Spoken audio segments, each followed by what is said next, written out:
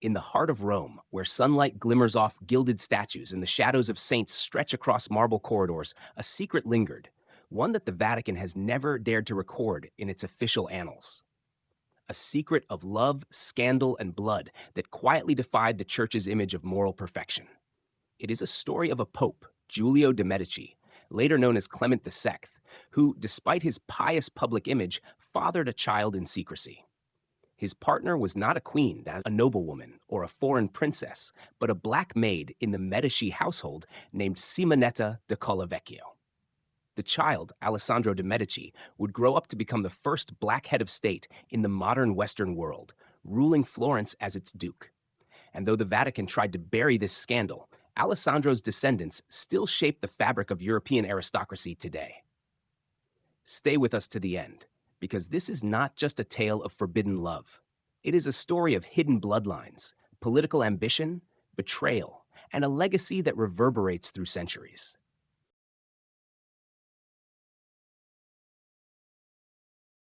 Giulio de Medici's rise to the papacy was a product of both fortune and family connections.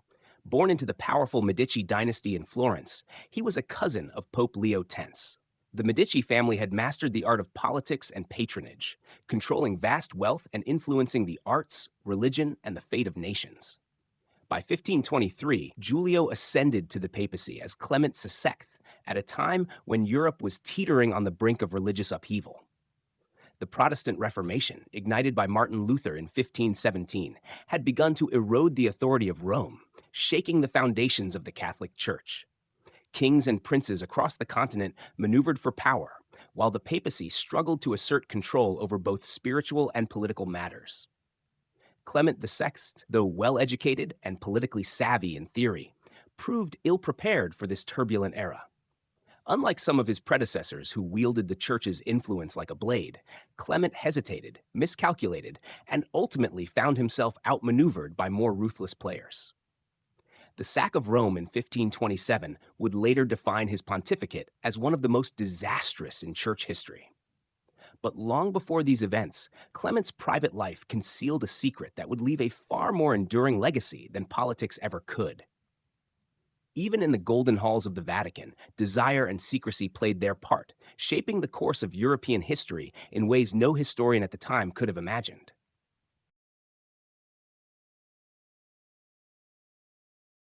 Before Giulio de Medici was crowned pope, before he wore the tiara and presided over cardinals and kings, he had a private life that history often glossed over.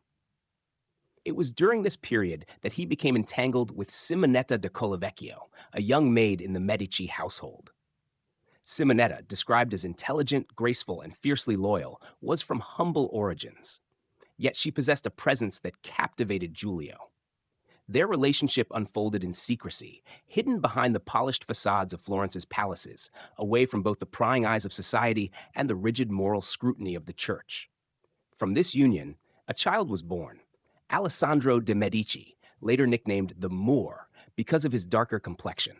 Officially, the child was claimed by Lorenzo II de Medici, Clement's nephew, likely to shield the family from scandal and to protect the fragile reputation of the Church.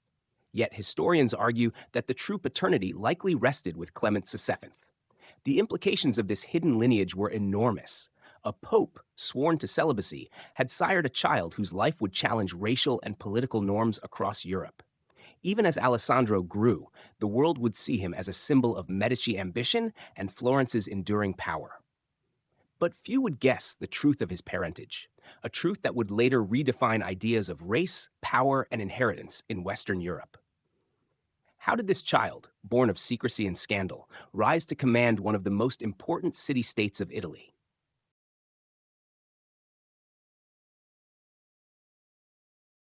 Alessandro de Medici's life was shaped in the shadow of his father's power. Though Clement VII was pope and bound by the Church's highest vows, he found ways to ensure that Alessandro would not only survive, but thrive.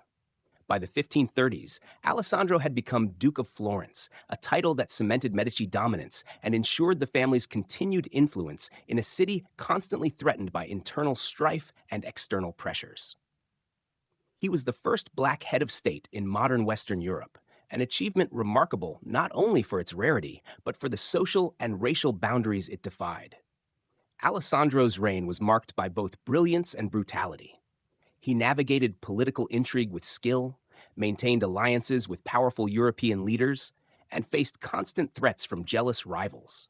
He was a symbol of Medici power and ingenuity, a living testament to a father's secret ambitions. Yet, Alessandro's rule was not without tension. The same secrecy that protected him also made him a target. Rivals within Florence, resentful of his mixed heritage and wary of his influence, plotted against him. Each day of his rule was precarious, a tightrope walk between survival and assassination. If you're fascinated by hidden chapters of Vatican history, make sure to subscribe and turn on notifications. Stories like these reveal the human desires, secrets, and scandals that shaped the course of Europe. Secrets history tried to erase. Even as Alessandro established his power, danger lingered just out of sight, foreshadowing a fate that would shock Florence and change the Medici legacy forever.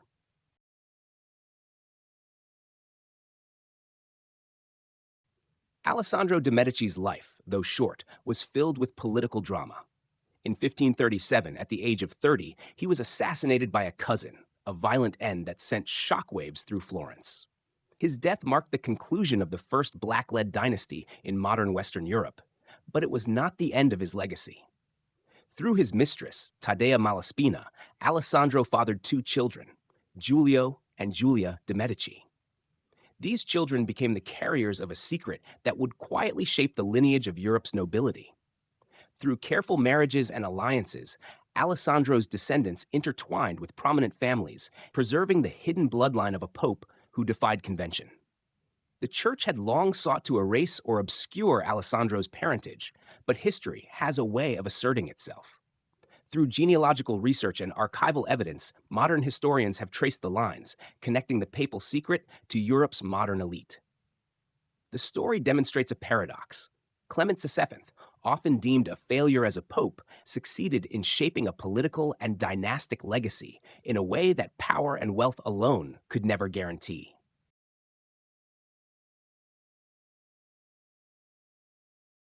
Alessandro's descendants were not just anonymous figures. They became intertwined with European aristocracy, connecting with rulers, nobles, and influential families. This secret lineage illustrates how private desires and forbidden relationships can ripple through centuries, reshaping societies without ever appearing in textbooks.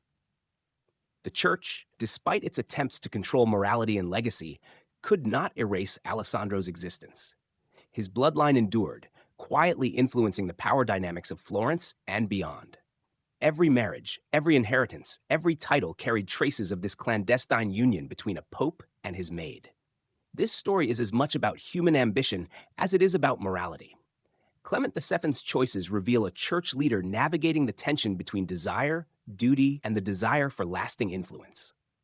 Through Alessandro, he exercised power not in the public eye, but in the quiet, enduring force of a bloodline that would outlive empires, wars, and political revolutions. And yet the world has largely forgotten this history.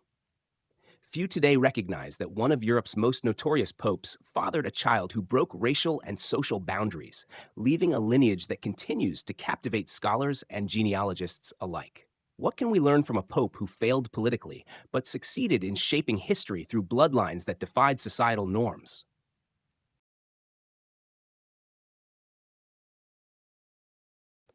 Clement II's story is one of contradiction.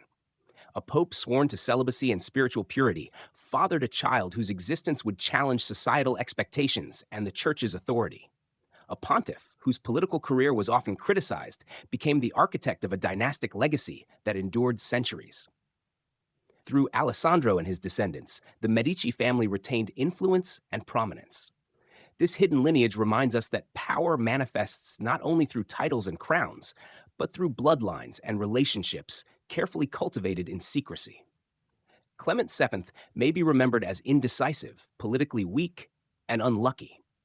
But his personal legacy, a bloodline that connects to Europe's elite, reveals the enduring human complexities behind historical figures, even those who occupy the highest spiritual offices. The story forces us to confront uncomfortable truths. that history is shaped not only by public deeds, but by private desires, that power and scandal often coexist, and that the church, for all its authority, could not contain human ambition.